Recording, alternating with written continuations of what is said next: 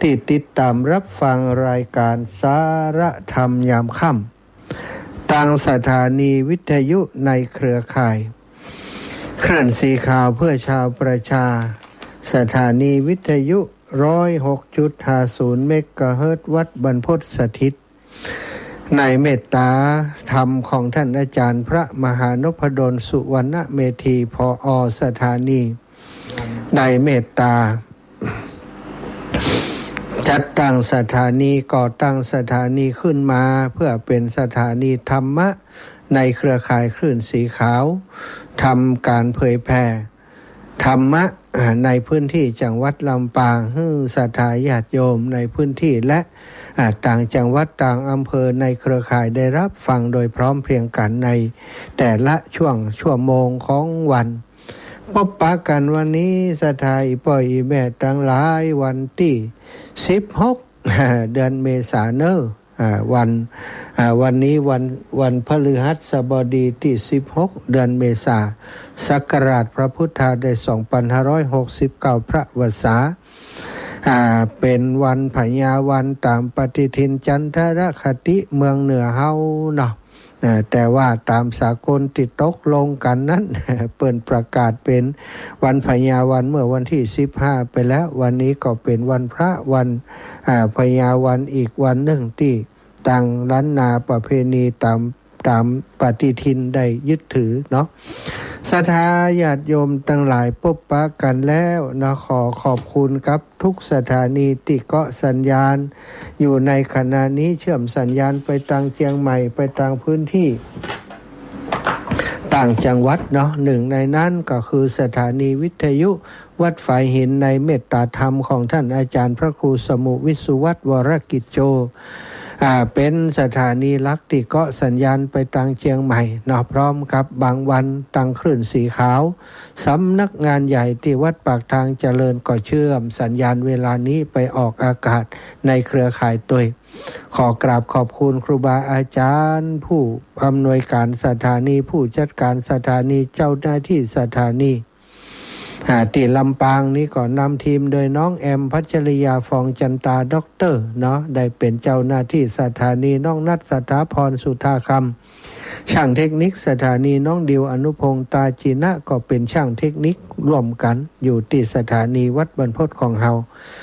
แล้วก็ไปทุกสถานีนะผู้จัดการผู้อำนวยการช่างเทคนิคเจ้าหน้าที่ต่างๆของทุกสถานีตัวและศรัทธาญาติโยมติดตามรับฟังรายการในวันนี้ขอความสุขจงมีแก่ศรัทธาญาติโยมทุกคนทุกท่าน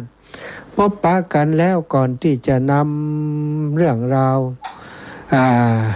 ข่าวสารงานบุญนะธรรมะมาแบ่งปันกับศรัทธาอีพ่ออีแม่ทั้งหลายก็จักได้ปากันไหว้พระสวดมนต์ทำวัดเสียก่อนวันนี้เป็นวันพระมาทำวัดสวดมนต์โดยการกราบพระพร้อมกันกราบหนึ่งพุทโธเมนาโถกราบสองธัมโมเมนาโถกราบสามสังโฆเมนาโถอิมินาสการเรนะพุทธังอภิปูชยามิอิมินาสการเรนะธัมมังอภิปูชยามิอิมินาสการเรนะสังฆังอภิปูชยามิอะระหังสัมมาสัมพุทโธภควาพุทธังภคะวันตังอภิวาเทมิกราบสวากขาโตภควตาธัมโมธัมมังนะมัสสามิกราบสุปฏิปันโนภควโตสาวกสังโฆสังฆังนะมามิกราบ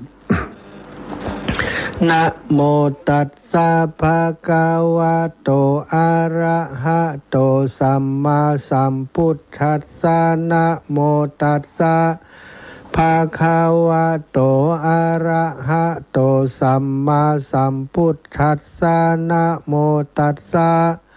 ภะคะวะโตอะระหะโตสัมมาสัมพุทธัสสะพุทธังสารนังกัจฉามิธัมมังสารนังกัจฉามิสังฆังสารนังกัจฉามิตุติยัมปิพุทธังสารนังกัจฉามิตุติยัมปิธัมมังสารนังกัจฉามิ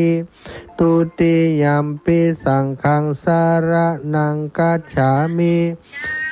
ตาติยัมปิพุทธังสารนังกัจฉามิตาติยัมปิธัมมังสารนังกัจฉามิ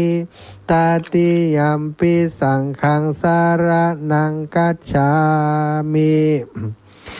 อิติปิโสภะคะวะอะระหังสัมมาสัมพุทโธวิชชาจารณะสัมปันโนสุขาโตโลกาวิทูอนุตตโรปุริสธรรมสารทิสัทธาเทวมนุษสานังพุทโธภะคะวะติสวะคาโตภะคะวะตาธัมโมสันทิฏฐิโกอากาลิโกเอหิปัสสิโกโอปันนายิโกปัจจตังเวทิตาโพวินยูหิติสุปฏิปันโนภะคะวะโตสาวกสังโฆอุชุปฏิปันโนภะคะวะโตสาวกสังโฆยายาปฏิปันโนภะคะวะโตสาวกสังโฆสามิจิปฏิปันโนภะคะวะโตสาวกสังโฆยะทิทังจัตตาริปุริสายุขานิอัฏฐปุริสปุคลาเอสาภะคะวะโตสาวกสังโฆอะหุนายโยปะหุนายโยทักขินายโยอัญชลิการนิโยอนุตตรังปุญญเขตังโลกัสสาติกราบพระพร้อมกันเนอสัทธาญาติโยมทั้งหลายกราบหนึ่งพุทธังวรันตังศิรสานะมามิกราบสองธัมมังวรันตังศิรสานะมามิกราบสามสังฆังวรันตังศิรสานะมามิไหวพระสวดมนต์ทำวัดเย็นเรียบร้อยแล้วเนาะศรัทธาญาติโยมก็เป็นบุญเป็นกุศลอย่างแรกในรายการที่เฮาได้กระทำร่วมกันทุกวันที่อาตมาเข้ารายการก็จะทำวัดสวดมนต์เย็นเพราะอาตมาบ่มีเวลาไปทำวัดกับครูบาอาจารย์ที่โบสถ์ที่วิหารเพราะเป็นช่วงเวลาที่จัดรายการก็เลยนำศรัทธาญาติโยมทำวัดสวดมนต์เย็นตั้งสถานีวิทยุเนาะก็เป็นบุญเป็นกุศลร่วมกันไม่ใช่ธรรมดานะทำวัดสวดมนต์เย็นนี่ศรัทธาหลายคนเพิ่นบอกว่าข้าเจ้าสวดมนต์ได้แล้วอาจารย์แต่ก่อนสวดได้กะแต่ก่อนอีแม่สวดบ่ได้เพราะว่าบ่ได้สวดถึงวันนะอาจารย์เขาอีแม่ก็ยังบ่อ่านหนังสือสวดถึงวันอีแม่อ่านหนังสือบ่ได้ว่าแล้วก็ไปวัดนี่เมินไปศรัทธาก็เป็นอานิสงส์เปิ้นได้สวดโดยถึงวันว่าวันเข้ามันเข้าจำได้แล้วว่าเดี๋ยวนี้ดีใจตัวเนอศรัทธาญาติโยมเอาละพบปะกันวันนี้ก็ยังอยู่ในช่วงของงานเฉลิมฉลองเทศกาลสงกรานต์ได้ยินคนอู้กันว่าปีใหม่ผ่านไปแล้วอาจารย์ ง่อมแล้วอีโลศรัทธาเข้าใจผิดอะไรหรือไม่นะปีใหม่บัดได้ผ่านไปนะบัดเดียวนี้ก็หาเข้าปีใหม่นะเข้าปีใหม่เริ่มตั้งแต่วันสังขารล่องวันเนาวันพญาวันบัดเดียวนี้วันปากปีนะแต่บางทีก็บอกว่าวันนี้เป็นพญาวันอยู่ก็ว่ากันไปมีพญาวันสัก2 วัน 3 วันก็ดีปีหนึ่ง และแต่จะถือคติเอา แบบปฏิทินหรือเอาตามประกาศของทางการเพื่อความสะดวกในการมีวันหยุดร่วมกันเนาะเพราะทางราชการนี่จะต้องกำหนดวันหยุดคือมันตรงกันทุกปีมันจะกำหนดขาดเคลื่อนไปมันก็จะลำบากนะคนถือปฏิบัติก็กำหนดแบบนี้ก็หันต้วยศรัทธาเพื่อความสะดวกของคนหมู่มากเนาะปีใหม่บอกว่าผ่านไปแล้วเนี่ยเดี๋ยวนี้เหรอเป็นปีเก่าก็ศรัทธาไปใจอย่างมันก็หาเข้ามาปีใหม่ปีใหม่หรือว่าสงกรานต์นี่เป็นว่าการก้าวข้ามเรือราศีมีนนะมีนานี่ราศีมีนเข้าสู่ราศีเมษอย่างสมบูรณ์แบบแล้วก็เป็นเริ่มต้นศักราชใหม่ตามอันปฏิทินล้านนาเฮานะศรัทธาวันปีใหม่ของเฮาก็คือเนี่ยที่ว่ากันเนี่ยนะมาถึงวันนี้เป็นวันพญาวันที่ล้านนาเปิ้นว่าแล้วก็ถ้าตามสากลเป็นว่าวันนี้เป็นวันปากปีเข้าสู่ปากปีปากปีปลายปีนะปากปีเป็นต้นปีปากปีปากปีปากวันปากเดือนแต่ว่าปากวันวันพญาวันปากวันอันนี้ปากปีเนี่ยศรัทธาเริ่มต้นเป็นการเริ่มต้นนะศรัทธาการเริ่มต้นปีใหม่ปีเก่าที่ผ่านมาได้ทบทวนเฮาได้ทบทวนชีวิตที่ผ่านไปปีหนึ่งมีอย่างดีขึ้นพ่องจ้านะการเงินการงานสถิตเสถียรถาวรมั่นคงแล้วหรือยังชีวิตครอบครัวของเฮามาเจอถึงจุดที่ครอบครัวทุกคนมีความสุขสำราญมีความอบอุ่นแล้วหรือยังตัวของเฮาเองได้ปฏิบัติตนปฏิบัติตัวสมกับเป็นพุทธศาสนิกชนที่ดีสมบูรณ์แบบแล้วหรือยังศรัทธาญาติโยมความสมบูรณ์แบบอาจจะบ่มีจริงนะบ่มีอย่างที่สมบูรณ์แบบไปทั้งหมดนะแต่ว่าเฮาได้ปฏิบัติในสิ่งที่ควรกระทำแล้วหรือยังในปีที่ผ่านมาหรือว่ายังใช้ชีวิตอย่างประมาทพลั้งเผลอตลอดมาเลยนี่มาถึงวันนี้มาณวันนี้แล้วศรัทธาเมื่อเฮาทบทวนเรื่องเก่าเรื่องหลังปีเก่าที่ผ่านมาเรียบร้อยแล้วปีใหม่นี้เมื่อสรุปบทเรียนของปีเก่าแล้วสิ่งใดที่มันบ่สมบูรณ์หรือว่ามันขาดตกบกพร่องมันว้าวแหวงมันบ่ดีบ่งามมันยังพรุบโผล่อยู่ยังบ่มีอย่างที่เป็นรูปแบบเป็นรูปเป็นร่างคือได้หันเป็นประโยชนะก็แสดงว่าปีที่ผ่านมานั้นเอามาเป็นบทเรียนสำหรับปีใหม่นี้ที่จะก้าวเข้าไปสู่ปีใหม่เฮาจะทำอย่างพ่องในปีใหม่นี้หลายคนก็อาจจะทำมาตั้งแต่เดือนมกราที่เฮานับต้นปีใหม่แบบสากลเพิ่นตั้งแต่เดือนมกรามาหลายคนก็ได้เปลี่ยนแปลงตัวเองไปในทางที่ดีนะจากคนที่กินเหล้าเมายาลดละเลิกไปแล้วปีใหม่สงกรานต์เปื้อนมามันอดได้อาจารย์เอาเห็นน้อยนะบ่กินนักต่อได้เอาหมอกสังสรรค์กับเพื่อนกับฝูงก็บ่ว่ากัน แล้วปีใหม่แล้วเนาะแล้วประเพณีแล้วตอนนี้เนาะศรัทธาก็มาทำหน้าที่ของเฮาต่อที่เฮาตั้งใจไว้จะลดละเลิก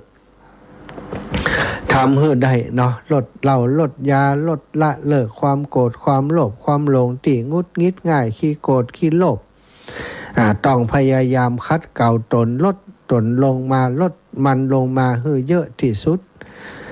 อีพ่ออีแม่ทั้งหลายคนอื่นอาจจะเรื่องอื่นๆสำหรับปีใหม่จริงๆแล้วนะความจริงแล้วเฮาได้ก้าวข้ามปีเก่ามาปีเก่าเพิ่นบอกว่าเวลาที่มันผ่านมาเนี่ยคือปีเก่าที่มันผ่านไปความจริงมันมีการผ่านไปทุกวินาทีสังขารทั้งหลายอย่างพระพุทธองค์ทรงตรัสวยะธรรมาสังการาสังขารทั้งหลายมีความเสื่อมไปมีความสิ้นไปเป็นธรรมดาท่านทั้งหลายจงยังประโยชน์ตนประโยชน์ท่านให้ถึงพร้อมโดยความบ่ประมาทเถิด ตีเป็นปัจฉิมโอวาทศรัทธาคำนี้ควรจะเอามาอู้กันนักควรจะเอามาเตือนกันหลายๆในช่วงเทศกาลปีใหม่นี้เพราะเฮามัวเพลิดเพลินมัวลุ่มหลงมัวเมากับสงกรานต์ที่มันมีสิ่งแปลกปลอมเข้ามามัวเมาในความสนุกสนานศรัทธาเป็นการเฉลิมฉลองว่าอันนะก็เฉลิมฉลองก็ดีอยู่ได้อยู่มีประโยชน์หรือไม่มีประโยชน์ก็อยู่ที่เฮาจะก้อนไกเอาเฉลิมฉลองเอาม่วนอย่างเดียวเอาม่วนนั้นสันเล่าอย่างเดียวบ่ได้ทำสิ่งที่เป็นประโยชน์เลยมันก็เป็นการเฉลิมฉลองที่บ่สร้างบ่ทำประโยชน์ตนและประโยชน์ของท่านให้ถึงพร้อมเขาเฉลิมฉลองยังไงมันถึงจะทำประโยชน์ตนประโยชน์ท่านให้ถึงพร้อมก็อย่างที่คนเปิ่นทำกันเนาะคนเฒ่าคนแก่เปิ่นทำกันปีใหม่ก็รดน้ำปีใหม่กันเนี่ยนี่ก็เป็นลักษณะที่ทำประโยชน์ท่านให้ถึงพร้อมนะศรัทธาเปิ่นฮ้อนเนาะไปโฮดเปิ่นให้เปิ่นได้จิตใจเยือกเย็นสบายเนี่ยทำประโยชน์เปิ่นเปิ่นหันประโยชน์เฮาโฮดน้ำเปิ่นก็มาโฮดน้ำคือเฮาเย็นเหมือนกันประโยชน์เฮาก็ถึงพร้อมนี่แต่ว่าการกระทำนั้นต้องอยู่ในความบ่ประมาทแล้วก็การประเภทนี้หลายอย่างที่ประโยชน์ตนประโยชน์ท่านแห่ไม้กำสีเข้าวัดเป็นสัญลักษณ์ของการอุปถากอุปถัมภ์ค้ำชูดูแลพระศาสนาไม่กำการกำก็คือการอุปถัมภ์กำวัดกำวาสถากำตนสลีมหาโพธิ์ของพระพุทธเจ้าอันนี้เป็นเหตุเก่าหอยเดิมกองเดิมเป็นสัญลักษณ์หรือว่าเป็นปุคลาธิฐานให้เฮาได้หันว่าเฮามีพระพุทธศาสนาอยู่ได้โดยการกำของพุทธบริษัททั้งสี่นี่แหละอุบาสกผู้ภิกษุภิกษุณีอุบาสกอุบาสิกาภิกษุก็นักบวชปล่อยใจภิกษุณีก็นักบวชผู้หญิงศรัทธา อุบาสกก็เป็นนักศีลนักบุญภายปล่อยใจ อุบาสิกาก็ผู้ปฏิบัติธรรมผู้เข้าใกล้ธรรมะผู้เข้าใกล้พระรัตนตรัยฝ่ายผู้หญิงตึงอุบาสกอุบาสิกาภิกษุภิกษุณีเป็นสิ่งที่ขาดกันบ่ได้เป็นไม้ค้ำยันซึ่งกันและกันต้องค้ำต้องจูต้องดูแลซึ่งกันและกันศาสนาของพระสัมมาสัมพุทธเจ้าถึงจะยังอยู่ได้แล้วก็เจริญรุ่งเรืองไปแถม 2,500 พระวสา จะได้ก็ตามศรัทธาญาติโยมศาสนาของพระพุทธองค์ตามที่พระองค์ได้ทำนายไว้ว่า 5,000 พระวสาจะต้องอยู่ไปถึงแน่นอนแต่เมื่อไปถึงแล้วนี่ศรัทธาถึงเวลานั้นความเสื่อมก็จะเข้ามาถึงแต่ว่าความเสื่อมนั้นมันบ่ได้ทยอยเสื่อมเมื่อไปถึง 5,000 พระวสามันจะทยอยเสื่อมไปกำน้อยศรัทธาจนสุดท้ายถึงที่สุดมานั้นคำว่าพุทโธบ่มีไผฮู้จักแล้วคำว่าศีลศีล5ประการบ่มีไผฮู้จักแล้วบ่มีไผเคยฮู้เคยหันแล้วอันนั้นถึงขนาดนั้นศรัทธาคำว่าพระพุทธเจ้าก็ดีพระธรรมก็ดีพระสงฆ์ก็ดีถึงตอนนั้นมาบ่มีไผฮู้จักเพราะอย่างนั้นคือเพราะยุคสิ้นไปแห่งพระพุทธศาสนาจนกว่าจะมีศาสนาของพระศรีอริยเมตไตรเจ้าปรากฏขึ้นมาหรือว่าเกิดขึ้นมาก็จะมีการลื้อฟื้นคำสอนต่าง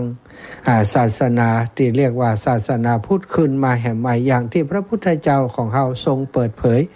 พระพุทธเจ้าทุกพระองค์ที่อุบัติขึ้นมาบนโลกใบนี้ก็จะต้องทำหน้าที่ค้นพบสัจธรรมค้นพบธรรมะแล้วเอามาเปิดเผยเอามาสั่งเอามาสอนเอามาเป็นพระธรรมเอามาเป็นพระวินัยเหมือนกับที่พระพุทธองค์ทรงทำแต่หมู่เฮาตั้งหลายบ่ต้องได้รอพระศรีอานแล้วศรัทธาอีป่อยอีแม่เฮาได้เกิดมาเป็นมนุษย์ได้พบพระพุทธศาสนาพุทธศาสนาอยู่ในกระแสชีวิตประจำวันของเฮาปีใหม่สงกรานต์นี้ถือว่าเป็นวิถีพุทธนะวิถีพุทธวิถีธรรมวิถีไทยเกี่ยวเนื่องกับพุทธถึงนั้นเลยขนทรายเข้าวัดก็แม่นแห่ไม้กำสีก็แม่นทำบุญทักบาตรที่วัดก็แม่น ไปรักษาศีลก็แม่นปล่อยนกปล่อยปลานี่ก็เป็นคติของทางพุทธศาสนาของเฮาศรัทธาญาติโยมถ้ามีประเพณีอย่างนี้นะโอกาสในการสร้างบุญสร้างกุศลของเฮาในช่วงปีใหม่สงกรานต์นี้ของเปลี่ยนศักราชเปลี่ยนพศก็จะบ่มีเฮายึดถือกันมามานานแล้วนะตั้งแต่ก่อนพุทธศาสนาจะเข้ามาสู่สุวรรณภูมิเข้ามาสู่ประเทศไทยเฮาก็ถือศาสนาพราหมณ์ตัวพี่น้องทางอินเดียเพิ่นมาพราหมณ์กับพุทธก็ใกล้ๆกันนะถึงจะบ่เป็นอันหนึ่งอันเดียวกันแต่ว่าก็สืบเนื่องมานะมีคติอย่างต่างๆก็ใกล้คล้ายกันอย่างเช่นการรดน้ำปีใหม่การทำกิจกรรมอย่างต่างๆนี่นะก็ส่วนหนึ่งก็เป็นพราหมณ์ลักษณะของศาสนาพราหมณ์เบิ้ลเนาะสถานนี้ก็เป็นสิ่งที่เฮาควรระนึกถึงการทำประโยชน์ตนประโยชน์ท่านให้ถึงพร้อม แห่ไม่คำสีเข้าวัดเข้าวาประโยชน์ท่านก็คือประโยชน์ของส่วนรวมทั่วไปได้กำจูพระพุทธศาสนา รักษาวัฒนธรรมประเพณีอันดีงามนี้ไว้ได้ไปกินไปทานที่วัดแห่ไม้กำสีก็บ่จะมีแต่ไม้กำสีอย่างเดียวมี จตุปัจจัยทายธรรมหายหอมกันไปแล้วก็เอาไปเป็น เป็น ปัจจัยในการพัฒนาวัดวาอารามตัวนะโยมแจ้งมาว่า FC บ้านฟ่อนโปงแสนทองร่วมบุญน้ำเปล่า20แพ็คเจ้านะโยมน้องสมจิตนะสาธุเนอะลายตะกี้เข้าไปอ่านแล้วแต่จะประกาศท้ายๆเนาะแล้วก็หลวงพ่อณรงค์ประภากโรปัตตุต้นพึ่งถวายน้ำดื่มมา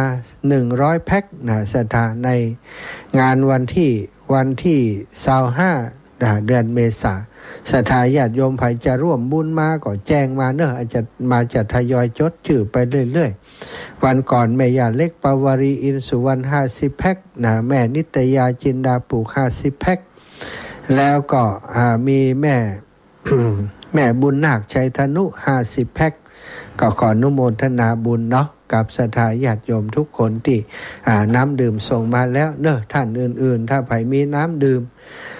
อีแม่จะถวายน้ำดื่มนะก็แจ้งมาถ้าเอามาได้เอามาบ่ได้ก็จะให้โยมเบิ่มไปรับเอานี่ก็ประโยชน์ตนประโยชน์ท่านเหมือนกันนะเนาะพอดีเปิ้นแจ้งมาก็แทรกน้อยนึง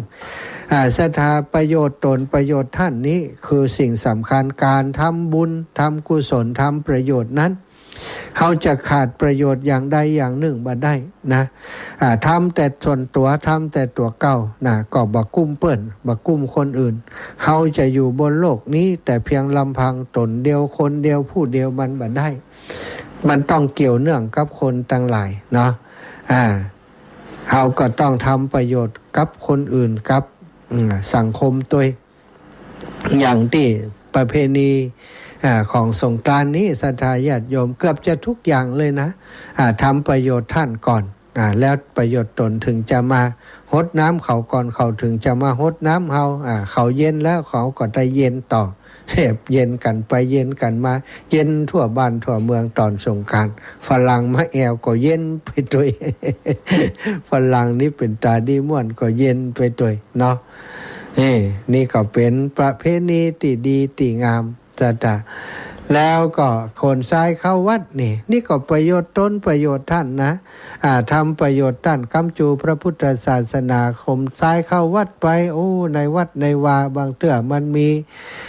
พื้นที่ต่ำพื้นที่ลุ่มน้ำท่วมน้ำขังเอาทรายไปถมไปทับไปเทมันก็เป็นพื้นที่ที่แบบเป็นต้มเป็นเปอะนะศรัทธาย่ำได้สบายแล้วทรายนี่มันดีอยู่อย่างมันทำให้พื้นที่นั้นเย็นสบายเนอะศรัทธามันเย็นสบายทรายนี่นะ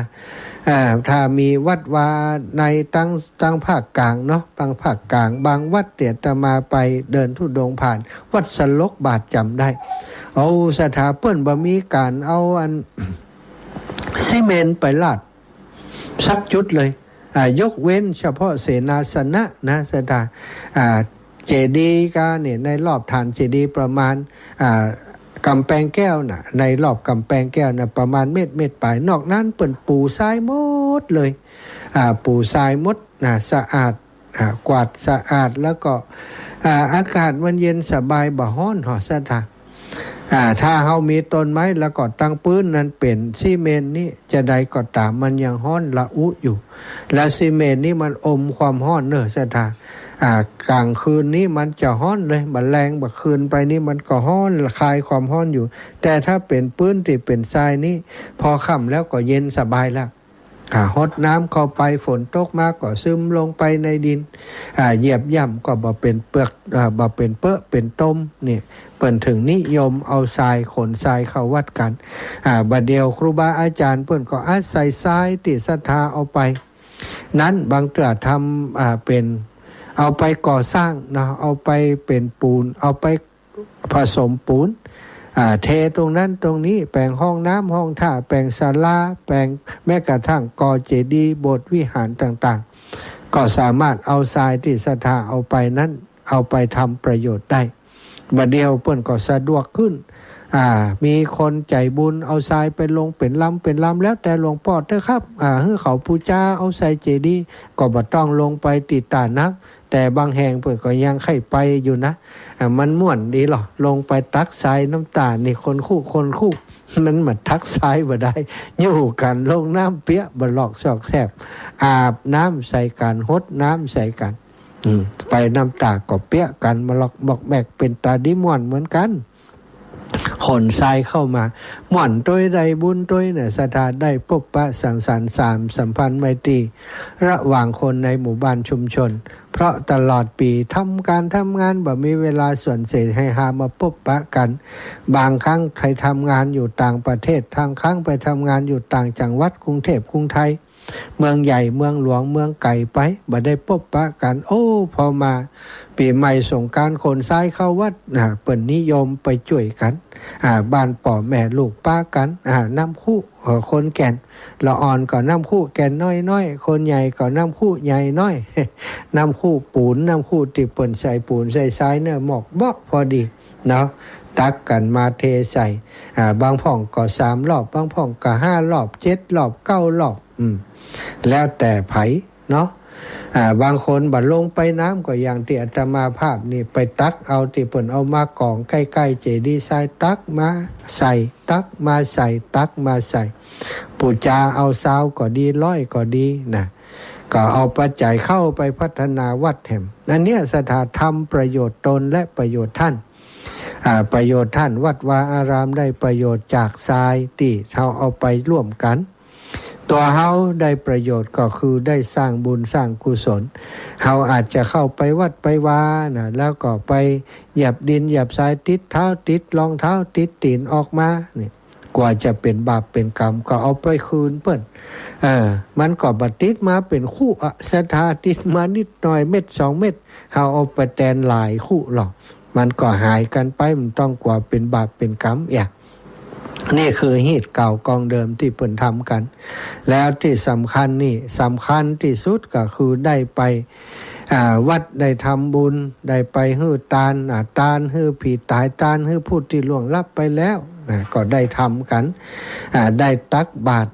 ตักบาตรก็เป็นการไปเติมพลังฮื้อกับพระภิกษุสงฆ์องค์สังฆเจ้าที่อยู่กับวัดกับวาได้มีข้าวน้ำโภชนาอาหารได้ฉันได้มีกำลังในการปฏิบัติธรรมอันนี้คือการก้ำพระศาสนาทำให้ประเพณีของเฮานี้เป็นที่ยอมรับของคนทั้งโลกและเป็นประเพณีที่ก่อเกิดแห่งพลังศรัทธาก่อเกิดแห่งกองบุญกองกุศลทุกอย่างที่เฮาทำบอกว่าจะแห่ไม้กำสีขนทรายเข้าวัดก่อเจดีย์ทรายไปทำบุญตักบาตรปล่อยนกปล่อยป่าได้ฟังธรรมนี่คือกองบุญกองกุศลทั้งนั้นสถา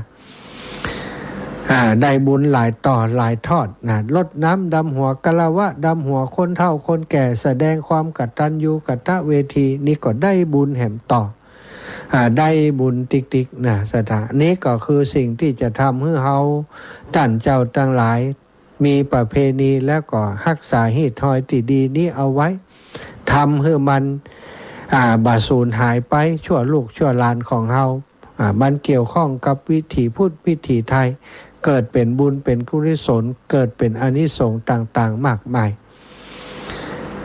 แล้วก็จะไปให้ประเพณีปีใหม่นี้ทำให้ชีวิตของเฮามันต่ำลงไปมันแย่ลงไปกินเหล้าตีหัวกัน บางคนเป็นคดียังต้องขึ้นลงขึ้นศาลบ่ได้กลับไปทำงานเพราะกินเหล้าเมายาแล้วนะทะเลาะเบาะแว้งกันทันอู้เรื่องการเมืองอู้เรื่องนู่นเรื่องนี้ที่มันว่าเข้าหูเปิดนะก็มีนะสถาแม้กระทั่งรถน้ำสงกรานต์นี่เปิดม่วนกันไปลวนลามเปิดเนี่ยกลายเป็นประเด็นดราม่าในสังคมออนไลน์แล้วก็มีการดำเนินคดีกันอยู่ก่อนหลายอันนี้แสดงว่าสงกรานต์เนี่ยบ่มีอะไรอย่างดีขึ้นมีสิ่งติดเสื่อมติ๊กๆเนาะสำหรับคนที่ทำอย่างนั้นฉะนั้นเนาะสงกรานต์ประเพณีสงกรานต์มันผ่านไปแต่ปีใหม่ยังบ่ได้ผ่านเตื้อเฮาเข้าสู่ปีใหม่2569ตามแบบของทางเหนือล้านนาสถาก็คงจะฝากศรัทธาญาติโยมในข้อคิดที่ว่าวยธรรมาสังขาราสังขารทั้งหลายสิ่งทั้งหลายมีความเสื่อมไปสิ้นไปเป็นธรรมดาวันเวลาของเฮาอายุของเฮามันเสื่อมไปมันสิ้นไปนะอายุนักคืนนี้นะศรัทธานักคือไอ้อย่างนักคือจำนวนตัวเลขที่มันหายไปเนอะจำนวนเลขตัวเลขที่หายไปนะที่มันนักนี่นะจำนวนตัวเลขที่ยังอยู่นี่มีตัวใดบ่ฮู้แต่ว่าที่มันหายไปนั้นบ่เดียวหลายคนนี่หายไป70 80 90ปีแล้วนะมันจะเหลือแห่มกี่วันเฮาบ่ฮู้แล้ววันเวลาที่เหลืออยู่ที่บรรนักนี้วยธรรมาสังขาราอัปปมาเทนะสัมปาเททะกันนักสตามันสิ้นไปเสื่อมไปก็อย่าให้มันเกินกินคุณงามความดีไปตัวให้มันปั่นเป็นวันเวลาที่ได้สร้างคุณงามความดีสร้างประโยชน์ตนสร้างประโยชน์ท่านให้ถึงพร้อมเนอะมันจะเกิดกำไรในชีวิตเกิดกำไรในเทศกาลสงกรานต์นี้และตลอดไปเอาละอาตมาอุจาก็สมควรแก่เวลาจะปั่นเวลาให้ศรัทธาญาติโยมอีป่ออีแม่ได้โทรเข้ามาก่อนที่จะให้ศรัทธาญาติโยมโทรเข้ามานะก็จะขอประกาศสำหรับคนที่เปิ่นหอมตะกี้นะได้หันนี่แวบๆนะโยมน้องสมจิตมีคนมาหอมสั่งเพิ่มเติมแม่คิมศรีอินแก้วหอมสั่งมาแหม100แม่สุภาพรป่อศรีมูลอินศรีร่วมบุญสั่งมาแหม100สาธุอนุโมทนาบุญเนอะแล้วเปิ่นก่อนหอมน้ำแหม50แพ็คเนาะโยมน้องสมจิตก็ถือว่าเป็นสายบุญเป็นสะพานบุญบ่ได้ทำบุญคนเดียวจวนเปิ่นฝูงญาติพี่น้องทำบุญตัวตลอดมาก็อนุโมทนากับโยมน้องเนอะโอ้ยแม่บ่ได้โทรหากันเมินแล้วเนาะแม่จันพาเรือนงามไปสาเจ้าพระอาจารย์เจ้าแม่ขอร่วมทำบุญอันสถานีกับดำหัวอันที่เปิ่นที่มาวัดบรรพตสถิธาที่ปลูกมันเนาะเจ้าแม่จันทาเล่นงานครอบครัว500 บาทเจ้าแม่แล้วก็นั่นก็นายสมทานนางชนิดาใสทอง300 บาทเจ้าแม่แล้วมันผูกแม่จะโอนเด้อเจ้าเลขที่บัญชีอย่างก็เจ้าเลขที่บัญชี5363โยมแม่5363เลยเจ้า5363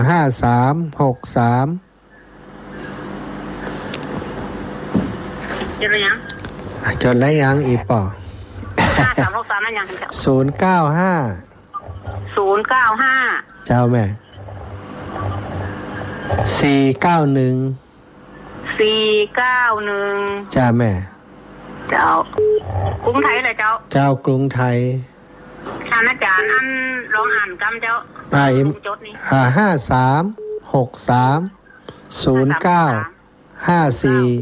5363095491เจ้าถูกต้องเนาะกรุงไทยชื่อพระสมชาตินั่นเด้อแม่เป็นน้เจ้าจ้าสาธุเรียบร้อยเนาะเจ้าสาธุค่ะเจ้ากรุงไทยเลยเจ้าแหละกรุงไทยแม่กรุงไทย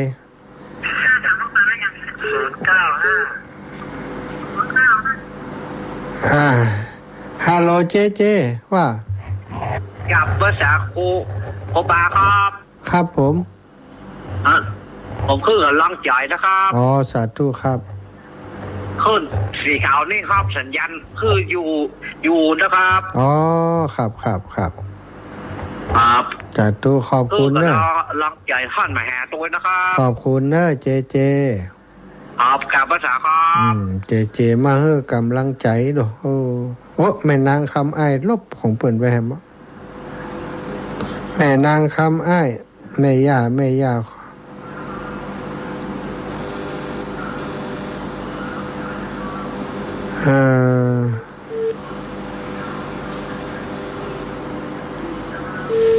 ันนี้ไผแม่นางก็ว่าแม่เสาฮัลโหลฮับเลยอีแม่ฮับเลยเข้าฮับเลย วันนั้นไม่เอาน้ำสีแท็กนะ ลืมน้ำเพิ่นแหละบัดได้เหลี่ยงแล้วนี่ลืมน้ำอีแม่ไป4 แพ็คก่อนเนี่ย12 16 ขวดก่อนนั่นเราลืมของเพิ่นได้อย่างใดนี่ฮะ น่าจะลืมเลย บัดได้ความเดี๋ยวไม่แซ่เขียนละ ลุงพงครัวตัวหนา เจ้าโยมแม่จ้าสาธุนะแม่นะ จ้า บุญรักษาวันนี้ไปขึ้นสีขาวด้วยลูกนี่สาธุแม่ยายพรเจริญพร ธรรมสการเจ้าเจ้าฟังอาจจะโชว์ใช่ไหมโถสักครับเจ้าไม่เวลาก็เล่นมือเปิดฟังเจ้าจะกี้มายุก่อนหน้านี้ออกกำนะออกกำแหละต่อตึงเจ้าบ้านไทยได้หนังอ๋อวัดฝ่ายหินก็คือเนาะเจ้าสาธุนะแม่บุญรักษาเด้อสวัสดีปีใหม่บุญรักษายายพรเจริญพรแม่ประพินโยมแม่เจ้าไว้สาเจ้าอีแม่ลูกเบาเป็นยาเอาวิทยุให้นะเจ้าลูกเบาจะถวายวิทยุกี่เสียงวิทยุเสียงน้อยนะเจ้าได้ค่ะโยมแม่เอา5 เสียงเปิ้นชื่อหยังบอกชื่อมาอาจารย์วิจิตรกับนางอุษดีอาจารย์วิจิตรนางอุษดีนอกแก้วสาธุบุญเปิ้นต้องคนได้ฟังวิทยุได้ฟังธรรมะเปิ้นก็ได้บุญไปถึงวันน่ะแล้วแม่บ่ผินนอกแก้วติบ้านมาเปิ้นฝากมาหอมนิ่มร้อยดีสาธุเจ้าแม่แม่บ่ผินบ้านมาจ้าแม่บัวผินนามสกุลหยังนะนอกแก้วน่ะอันเดียวกันโลแม่บัวผินนอกแก้วบ้านมาแหม100อายุท่านบ่ได้มาตั้งแต่เนาะแต่ว่าวิทยุเดี๋ยวเป็นยังวันนั่นก็ถ้าจะว่าอีแม่ได้มาอีแม่มาอยู่ก้ายังหมอหูเตียนเอาถ้าอย่างใดก็ประสานงานกันแหมแม่บัวขี่บัวเคอก็คู่กันเนาะอีแม่ได้ไปกะเดี๋ยวฝากไปบัวขี่เนาะเจ้าใดโยมแม่มัมได้ก้าเขาก็เติงหามัมได้ก้าเขาก็เติงหาสาธุจ้าแม่เจ้าไว้สาเจ้าเจริญพรแม่อมรบ้านทาดอยคลั่งปีน้องลำปูนมาแล้วอากาศเย็นฝนตกก็อันตอนเจ้าฮ้อนกลางวันฮ้อนนะแต่กลางคืนก็เย็นอยู่อย่างแม่เหมือนกันตั้งนี้ก็เมื่อวานก็ฮ้อนอยู่ไหนที่ไหนได้หรอเขาเอาเต้นไปกลางนอกพุ่นกลางร้านนอกพุ่นเย็นดีแต่คืนห่มผ้าอยู่มีงานมันที่25เนาะใจแล้วอีแม่เนาะแม่เขาก็ยังมีปูนเดิน8ตักพวกกันวันที่16พฤษภาคมเจ้ามันประเดี๋ยวนี้ก็ดำหัววันนี้ก็ไปแห่พระที่ทากาศเจ้าคณะอำเภอนะคะเจ้าแต่ว่าก็แห่ไม่กล้ามแต่มีงานดึงวัดจ้ะเจ้าวันช่วงเทศกาลเนาะเจ้าอีแม่ต่างคนต่างมีงานเนาะ เจ้าแม่ก็อนุโมทนาโดยท่านพระมหาเด้อ สาธุบุญแม่เจ้า เจ้าไว้ สาธุค่ะขอบคุณครับสถาที่ฟังรายการตั้ง Facebook ไลฟ์ด้วยนะคุณลำไพด้วยนะลำไพแม่ป้านายเกษณีด้วยนะยมน้องสมควรใจน้อยนะวันพรุ่งนี้นะสถาพี่น้องน้ำทงนะเปิ่นบอกคือว่าอาจารย์ประกาศให้อีแม่จิมนะพี่น้องบ้านน้ำทงนะสถาญาติโยมน้ำทงแม่แก้วโทนาบุตรนะอาตมาแม่แก้วนิมนต์ที่บ้านแม่แก้วโทนาบุตรนะไปบิณฑบาตก็คงจะแวะบิณฑบาตที่แถวตลาดน้ำทงสักหน่อยสถาญาติโยมปีเบญจาเขาโยมน้องจำเนียนเขาหลายคนหลายท่านในพื้นที่จะได้ไปติดต่อโต๊ะจีนตัวนะโต๊ะจีนที่บ้านสันกลางนะโยมบ้านสันกลางเพิ่นทำโต๊ะจีนพรุ่งนี้จะไปแอวหาไปอู้กันตกลงจะเอาแบบใดนะโยมแมวโต๊ะจีนบ่อแห้วสันกลางนะกิ่งทองสีคำพานะเจ้แมวนี่ว่าที่ร้อยตรีทวีศรีคำพาวันพรุ่งนี้จะไปอู้กันเนาะครับโยมแม่ที่เป็นสะพานบุญอยู่หั่นตัวสถาญาติโยมปีใหม่นี้ก็ขอให้ความสุขความสัสดีจงมีแก่ศรัทธาสาธุชนทุกทนทุกท่านค่ำนี้แรงนี้ได้ไปเตะที่วัดวัดประตูต้นพึ่งเนอะศรัทธาคณะศรัทธาทำวัดสวดมนต์วัดประตูต้นพึ่งชุดไทยทานดำหัวพระสงฆ์เผยแผ่พระพุทธศาสนา1 สัง 1,500 บาทเนอะเจริญปอนการนมัสการเจ้าแม่กัญญาก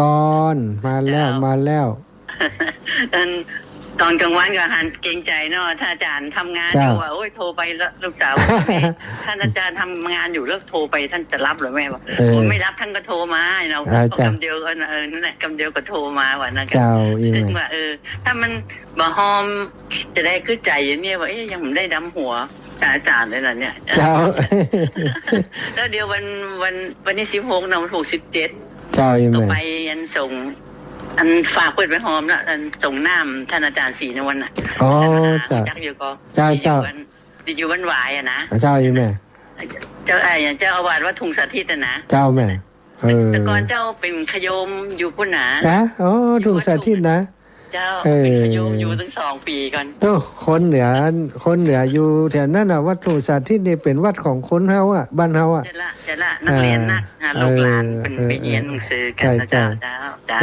ก็เลยนั่นแหละ